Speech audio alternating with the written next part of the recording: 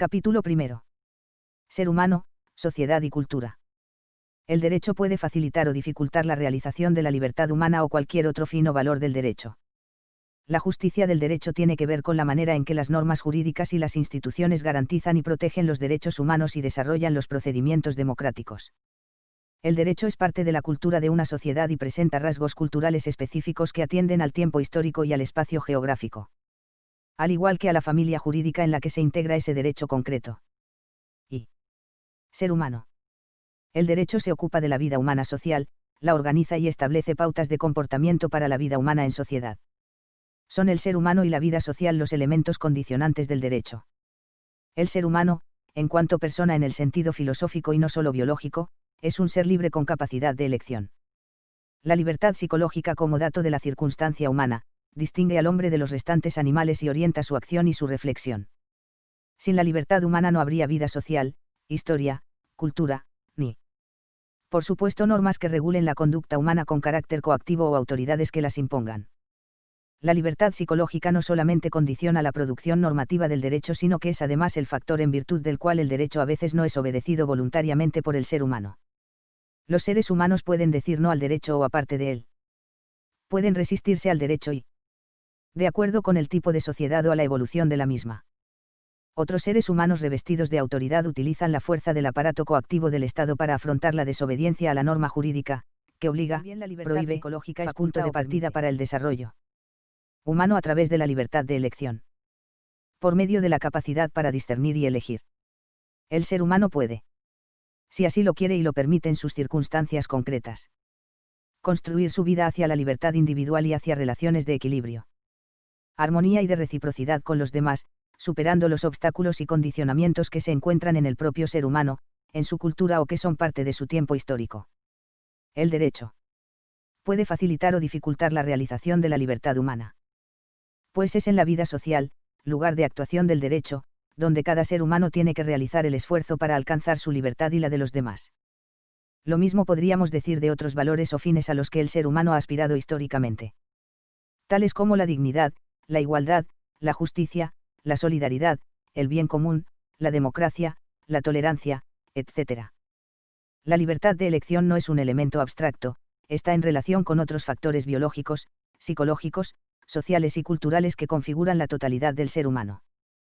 También está en relación con diversas y variadas circunstancias históricas, económicas, políticas y sociales que transcurren en cada tipo de sociedad. El derecho debe tener en cuenta esa compleja realidad. Sus normas. Las decisiones de los ciudadanos y autoridades vinculadas a la interpretación, así como la aplicación de las reglas jurídicas, deben ajustarse a esos elementos en continua evolución, sin que se pierda de vista que la vida humana afectada por el derecho es la vida humana social que se materializa históricamente. Un filósofo nacido en Estagira en el año 384 a.C., llamado Aristóteles, escribió al inicio de su obra política, y que el hombre es por naturaleza un animal social, y que el insocial por naturaleza y no por azar o es mal hombre o más que hombre. Y el que no puede vivir en sociedad, o no necesita nada por su propia suficiencia, no es miembro de la ciudad, sino una bestia o un dios. Es natural en todos la tendencia a una comunidad tal. Pero el primero que la estableció fue causa de los mayores bienes, porque así como el hombre perfecto es el mejor de los animales, apartado de la ley y de la justicia es el peor de todos, la justicia, es cosa de la ciudad, ya que la justicia es el orden de la comunidad civil, y consiste en el discernimiento de lo que es justo. Con ello Aristóteles indicó que no se puede ser plenamente persona, en un sentido filosófico, político y jurídico, si no se es en la vida social, en la relación con los demás, pues es ahí donde se desarrolla el pensamiento y la cultura. La acción en la vida social, si se hace desde una perspectiva de libertad, es imprescindible para la realización plena de la condición humana. El derecho, que supone la organización de comportamientos en la vida social, puede, según sus mandatos, favorecer el desarrollo de la libertad humana o menoscabarla, puede incrementar los niveles de justicia o disminuirlos, proteger o no los derechos humanos o hacerlo imperfectamente. Hoy en día, en las sociedades contemporáneas no hay vida social sin derecho, por ello este debe pensarse como vida social organizada o como forma de vida social. De esta manera, la sociedad es el ámbito del derecho moderno. No obstante lo dicho, no necesaria e indefectiblemente es correcto el aforismo latino ubi societas ibi eius, donde hay sociedad hay derecho, identificado incorrectamente en el pasado a la Sociedad humana con la sociedad política y jurídica. No han concebido otro modo de estar constituida la sociedad que el político y el jurídico, y han sido incapaces de imaginar una sociedad humana en la que no existieran el derecho y el Estado. Estos últimos son fenómenos históricos. El derecho y el Estado han tenido su origen por razones económicas, religiosas, culturales y debido a la misma evolución social. Y las relaciones jurídicas, relaciones mediadas por una autoridad institucionalizada, no son equivalentes sin más a las relaciones biológicas y sociales. 2. Sociedad. La sociedad es el conjunto organizado de individuos que viven establemente diversos tipos de relación en un tiempo y en espacio determinados. En donde el derecho es un aspecto de la sociedad. Uno muy importante. Aunque no equivale a la totalidad de la sociedad.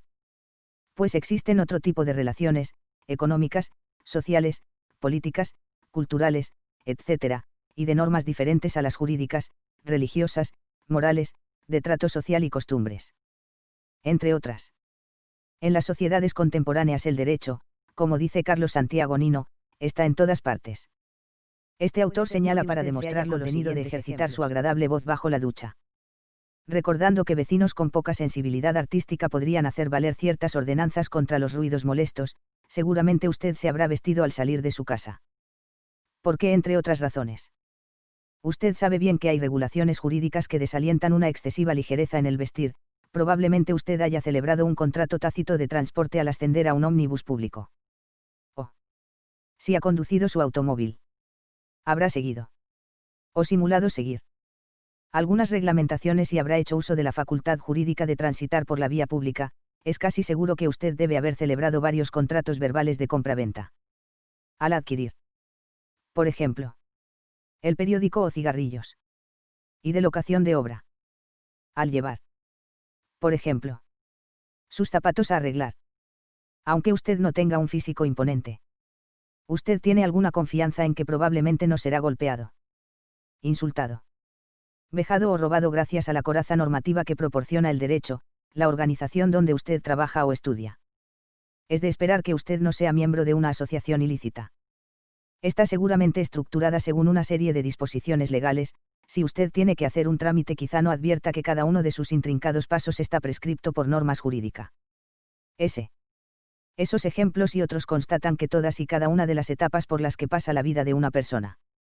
Nacimiento, nombre, mayoría de edad, matrimonio, divorcio, jubilación, muerte, son hechos o actos regulados minuciosamente por el derecho y a los que se asignan consecuencias. No solo se advierte en hechos o actos importantes, sino en hechos o actos simples y cotidianos como el de respetar los semáforos que regulan el tránsito de las ciudades.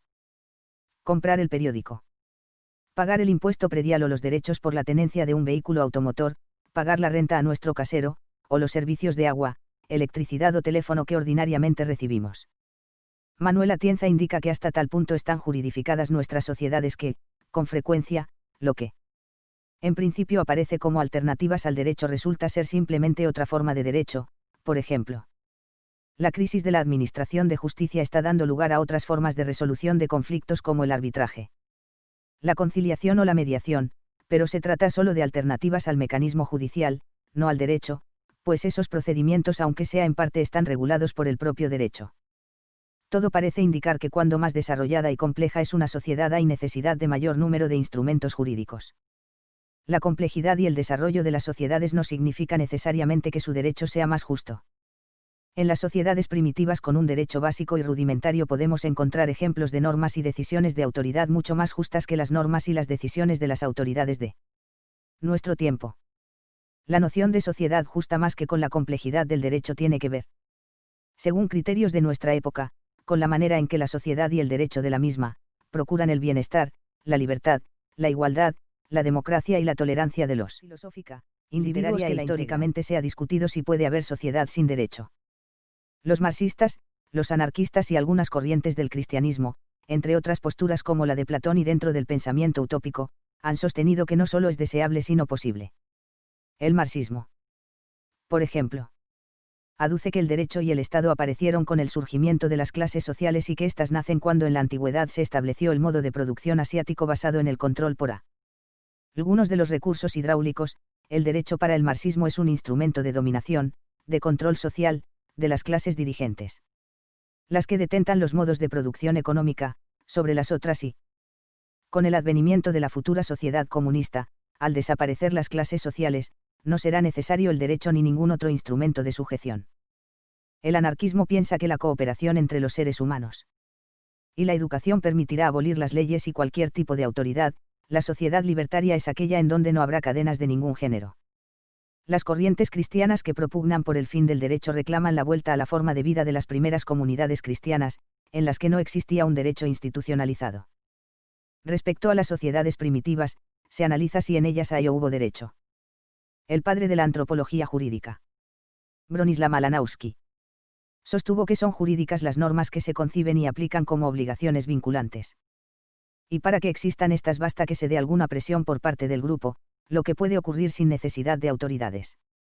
Muchos no están de acuerdo con Malinowski, pues las obligaciones vinculantes y la presión del grupo también existen en otras normas de conducta como las religiosas o las sociales y no solo en las jurídicas. En el derecho contemporáneo lo distintivo es que haya autoridades que establezcan o modifiquen normas legislativas y administrativas. Autoridades que resuelvan disputas y digan el derecho en los casos concretos. Las judiciales, y autoridades que hagan cumplir las normas y las determinaciones de las otras autoridades usando la fuerza, policía. Se puede decir que el derecho ha evolucionado de las sociedades primitivas a nuestra época. Así encontramos varios niveles o grados de juridicidad que explican la complejidad y desarrollo de las sociedades y del propio derecho. En el grado 0 de juridicidad están las sociedades en donde no existe ningún tipo de mediación para la resolución de conflictos. Solo normas de conducta que pueden ser sociales o religiosas, con alguna presión difusa por parte del grupo social en caso de infracción. En el grado primero están las sociedades en donde hay mecanismos de mediación o de heterocomposición de disputas por parte de un tercero que no es autoridad. En el grado segundo existen tribunales cuyas decisiones vinculan a las partes. En el grado tercero, además de tribunales, existe alguna forma de policía que hace cumplir por la fuerza las normas y las decisiones de los tribunales. En el grado cuarto, aparecen juristas profesionales que asesoran a las partes y proponen determinadas interpretaciones de las normas.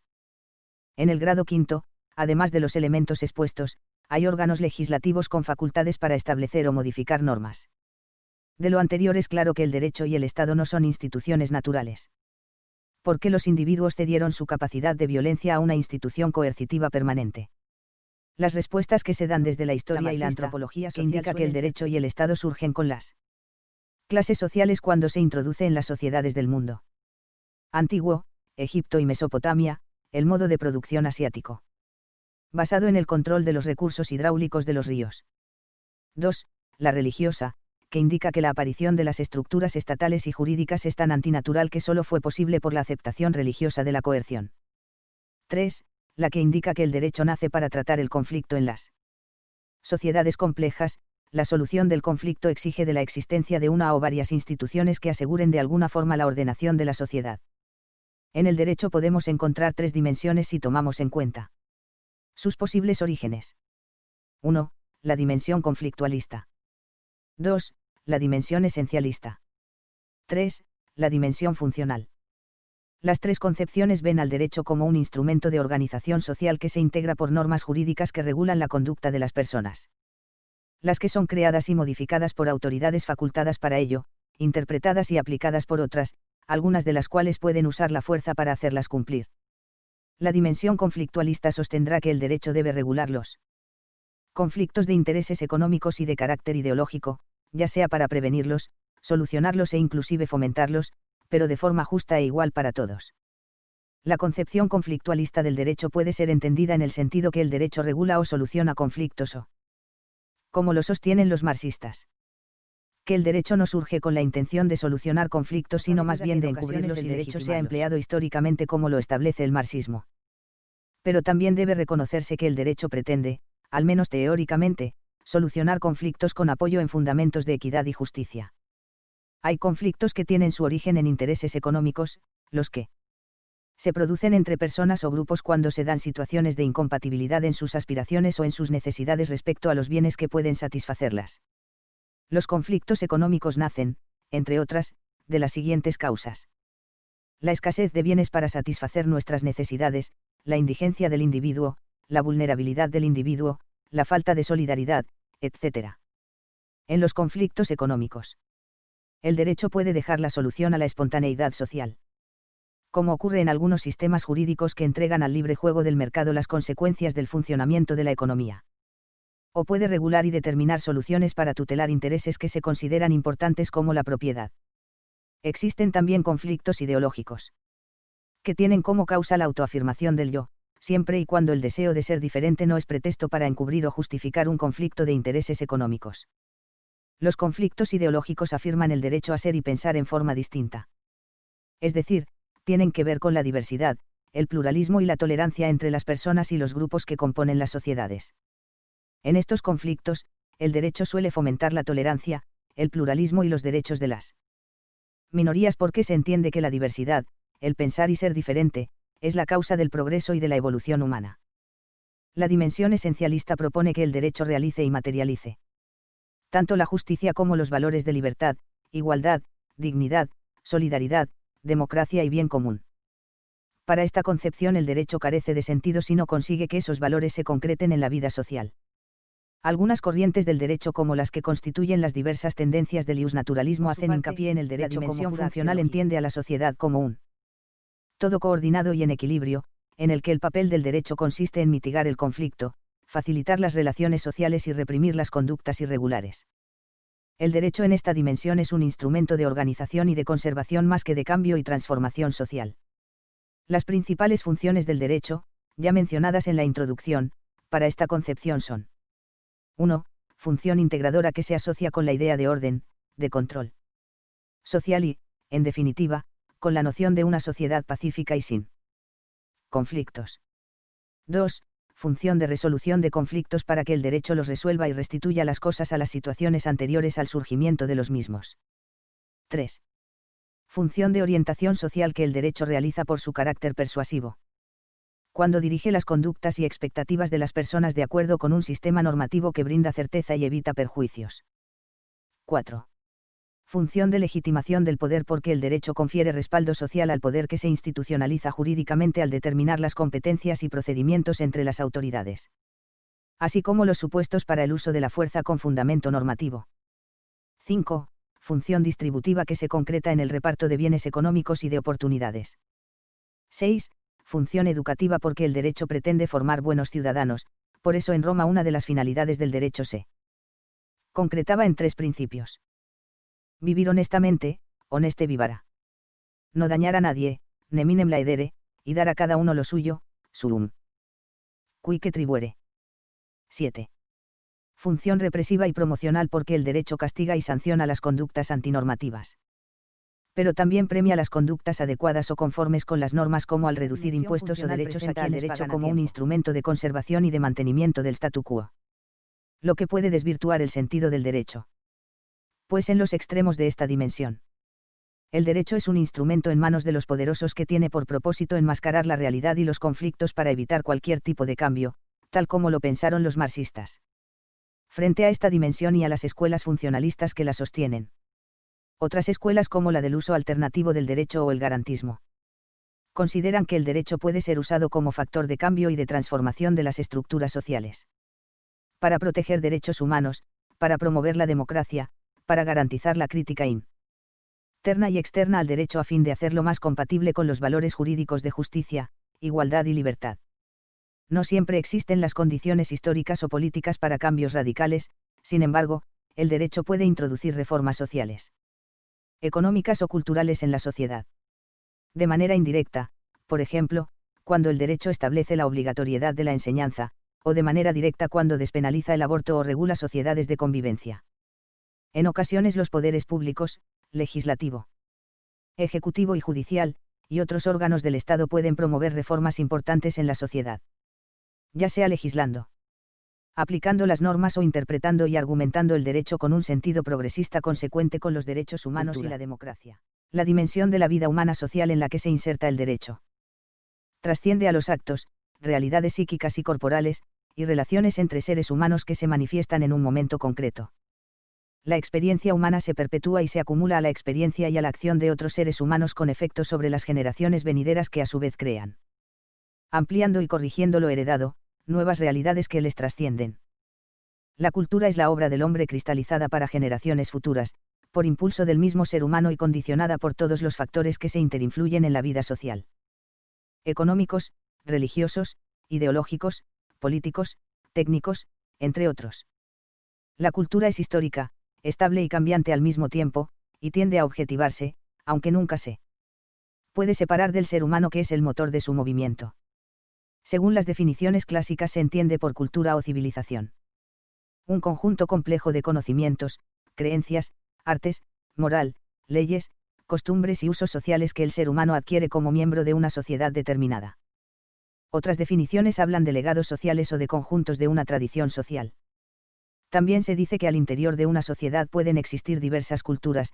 En sociedades complejas podríamos hablar, para una misma sociedad, de cultura superior. Cultura popular, subcultura, cultura de castas y cultura parasitaria entre otros muchos tipos. Parece, no obstante, que lo medular del concepto de cultura son las ideas y categorías del pensamiento, seleccionadas y transmitidas históricamente, así como sus valores concomitantes. La cultura debe ser contemplada antropológica y sociológicamente. 1. A nivel histórico, en cuanto a su tradición y legados sociales. 2. A nivel normativo, como reglas y usos sociales, incluyendo los valores e ideales como adaptación superadora de problemas, como procesos de aprendizaje o como conjunto de costumbres seculares, y 4. A nivel estructural como modelos de organización de la propia cultura. Además, las culturas presentan tres aspectos concretos. 1. Cultura es la mediación de lo que en un momento dado fue, aspecto tradicional. 2. Cultura es el ulterior desarrollo de lo que ya fue en su momento. Y que se aplica incluso a la transformación social, aspecto innovador. Y 3. Cultura es el desarrollo simultáneo de diversas culturas en una misma sociedad, aspecto pluralista. Estos tres aspectos, tradición, innovación y pluralismo, permiten aprehender el sentido de la cultura general en una sociedad concreta. El ambiente en el que viven los seres humanos está constituido, principalmente, por la acumulación de actividades de generaciones anteriores. Lo que caracteriza a esa forma de vida objetivada que llamamos cultura es precisamente su sentido. Es decir, la finalidad que en ella se inserta. Esto es, una pintura, un libro, el lenguaje del derecho, etc., responden a orientaciones específicas, a necesidades o intereses humanos que se sitúan en la historia. El sentido de la cultura dependerá del ámbito o sector de la misma. No será igual el significado de una obra arquitectónica, que el de una producción literaria, científica o el de una norma jurídica. Por eso, se puede hablar de significados estéticos, éticos, jurídicos, de conocimiento, políticos, religiosos, etc., al interior de una cultura. Resulta pertinente señalar que el derecho forma parte del mundo de la cultura. Las normas jurídicas que regulan las conductas humanas y los fines que persiguen esas normas, sobreviven a sus autores, son cultura. Por eso es indebido sostener que las normas tienen por propósito exclusivo regular la fuerza y los medios coactivos del Estado. Aunque su contenido suponga muchas veces el uso de la coerción, son ante todo cultura con sus tres aspectos. De tradición, innovación y pluralismo. De tradición porque las normas y las instituciones jurídicas implican un legado previo. De innovación porque el derecho se orienta hacia el futuro, y de pluralismo porque el derecho recoge, plasma y proyecta instituciones y normas de diversos sectores sociales, étnicos y culturales.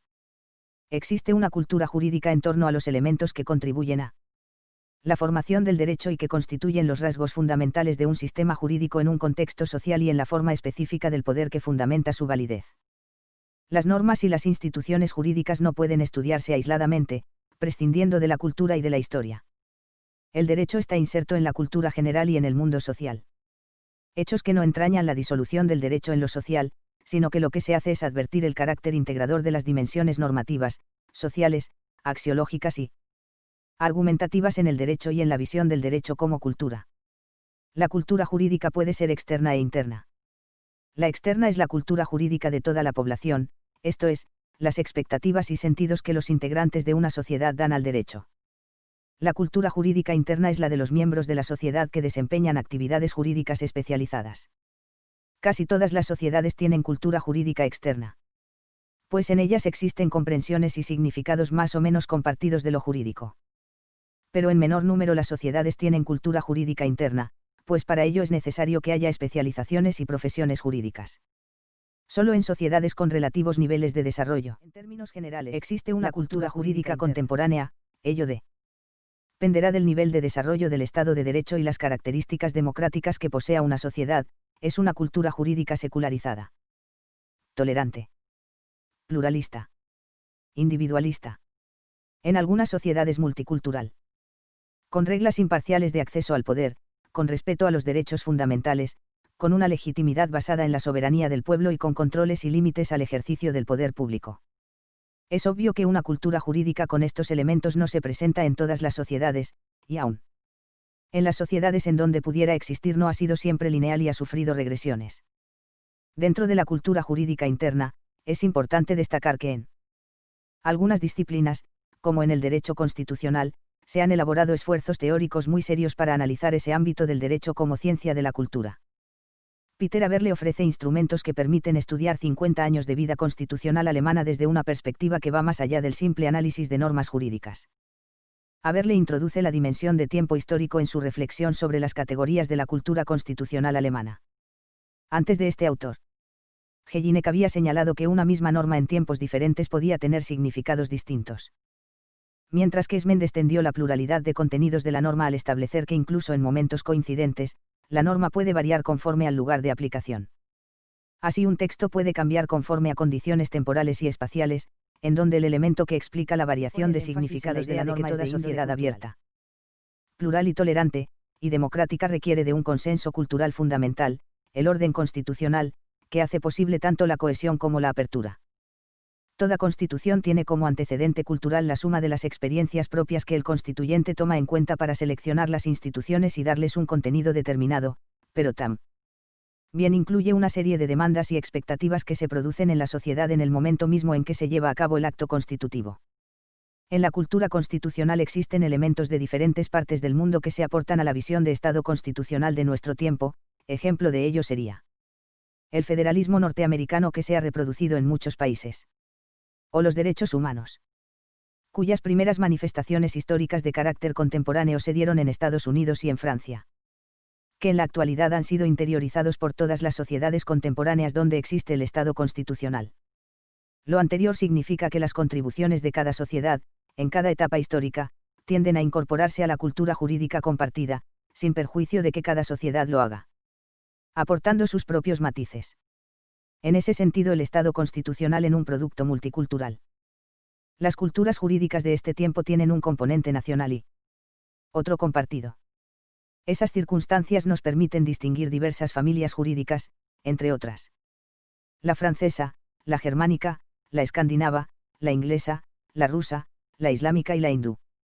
En términos sintéticos podemos hablar de una familia romano-germánica, de una socialista, del common law, y de los derechos religiosos y tradicionales.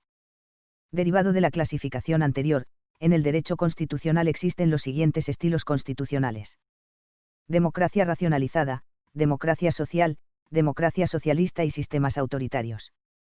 También podemos reconocer en cuanto a las formas de gobierno, la familia presidencial, la semiparlamentaria humanos podemos hablar de sistemas garantistas y no garantistas. Si estimamos la forma de Estado podemos encontrar las familias federativas y las familias unitarias.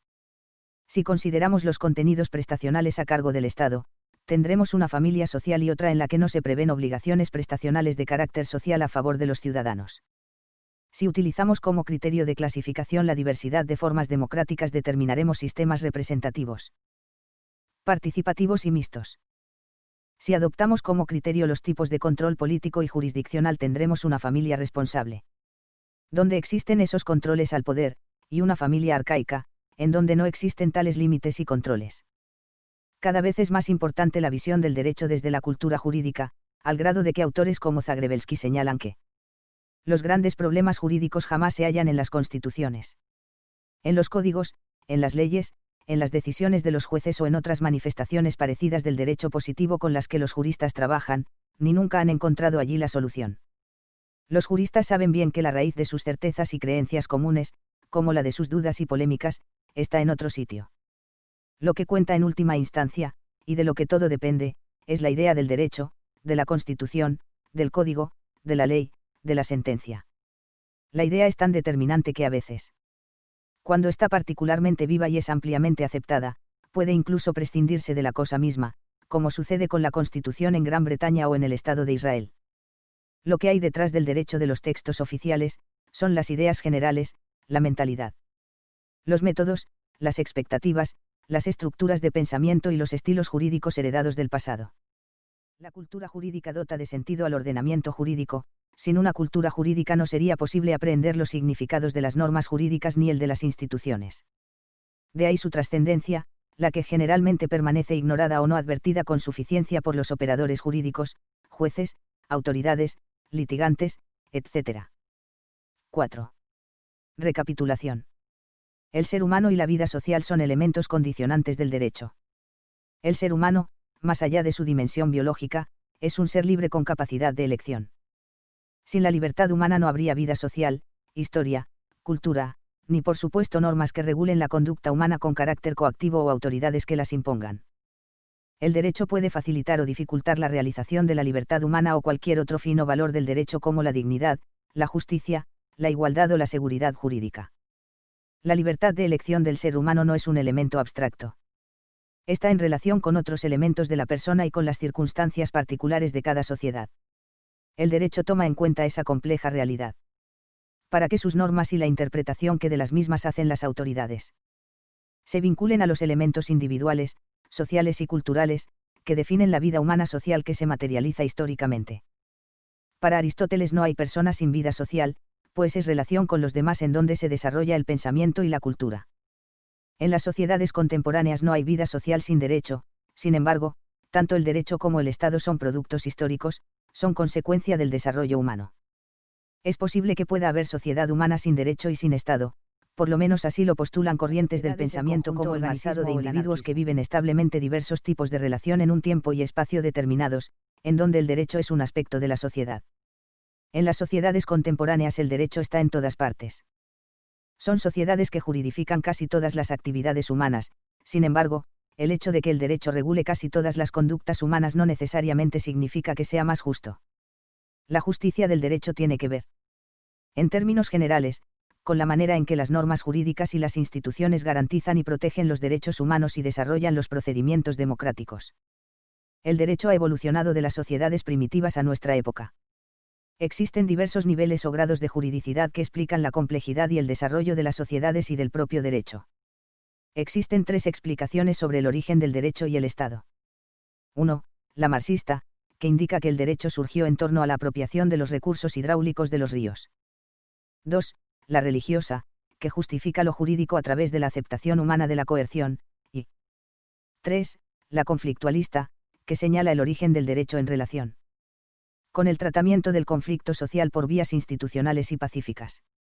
Las funciones del derecho en la sociedad se explican desde las vertientes conflictualista, esencialista y funcionalista. La conflictualista sostendrá que el derecho debe regular los conflictos de intereses económicos y de carácter ideológico, ya sea para prevenirlos, solucionarlos e inclusive fomentarlos, pero de forma justa e igual para todos.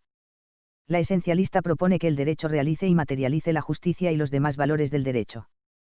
La dimensión funcional entiende a la sociedad como un todo coordinado y en equilibrio, en el que el papel del derecho consiste en mitigar el conflicto, en facilitar las relaciones sociales y en reprimir las conductas que se consideran como un instrumento de conservación y mantenimiento del statu quo y por tanto en manos de los poderosos para la defensa de sus intereses.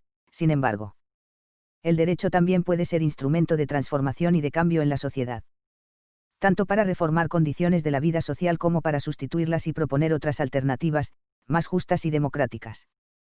La cultura es un conjunto complejo de conocimientos, creencias, artes, moral, leyes, costumbres y usos sociales que el ser humano adquiere como integrante de una sociedad determinada. Lo medular del concepto cultura son las ideas y categorías del pensamiento, seleccionadas y transmitidas históricamente, así como sus valores concomitantes. La cultura es contemplada en 4 niveles y en 3 aspectos. Los niveles son: 1. El histórico, en cuanto a las tradiciones y legados sociales; 2. El normativo, integrado por las reglas y usos sociales así como por los valores e ideales de conducta; 3. El psicológico, consistente en procesos de aprendizaje y en costumbres seculares; y 4. El estructural, que son los modelos de organización de la propia cultura. Los aspectos de la cultura son: 1. El tradicional, que ahonda en lo que fue, Tradiciones y legados. 2. El innovador, que propone con lo que fue el cambio social. Y 3. El pluralista, que destaca que en las sociedades contemporáneas la cultura no es homogénea, pues diversas culturas pueden convivir en una sociedad concreta. El derecho es parte de la cultura de una sociedad y todo derecho presenta rasgos culturales específicos que atienden al tiempo histórico y al espacio geográfico. Al igual que a la familia jurídica en la que se integra ese derecho concreto. Otros factores como el nivel de desarrollo de la sociedad o las características políticas de una sociedad influyen en los elementos que conforman cada cultura jurídica. La externa es la cual puede ser externa e interna. Son las expectativas y sentidos que los integrantes de una sociedad dan a su respectivo derecho. La cultura jurídica interna es el sentido y significado que los miembros de las profesiones jurídicas confieren al derecho. Las culturas jurídicas de nuestro tiempo tienen un componente nacional y otro compartido en virtud de la interdependencia entre las naciones. No hay por tanto cultura jurídica aislada. A pesar de la importancia de toda cultura jurídica porque dota de sentido y significado a las normas jurídicas y a las instituciones. Su trascendencia permanece generalmente ignorada o no advertida con suficiencia por los expertos jurídicos. Cuestionario. 1. ¿Cuáles son los dos elementos condicionantes del derecho? 2. Favorece siempre el derecho al desarrollo humano. 3. ¿Existieron sociedades sin derecho? 4. ¿Por qué en las sociedades contemporáneas el derecho está en todas partes? 5. ¿Qué corrientes filosóficas han postulado sociedades sin derecho? 6. ¿Cuáles son las etapas de evolución del derecho? 7. Explique, a partir de sus posibles orígenes, las tres dimensiones del derecho. 8. ¿Cuáles son las principales funciones del derecho en la sociedad? 9. ¿Es el derecho un obstáculo al cambio social o un instrumento de transformación? 10. ¿Cómo puede ser entendida la cultura desde la antropología y la sociología? 11. ¿Por qué el derecho forma parte de la cultura? 12. Señale las diferencias entre cultura jurídica externa e interna. 13. ¿Qué posibles significados tiene la cultura constitucional? 14. ¿Por qué los grandes problemas jurídicos no se encuentran siempre en las constituciones o en las leyes? 15. Defina los siguientes términos: ser humano, sociedad y cultura.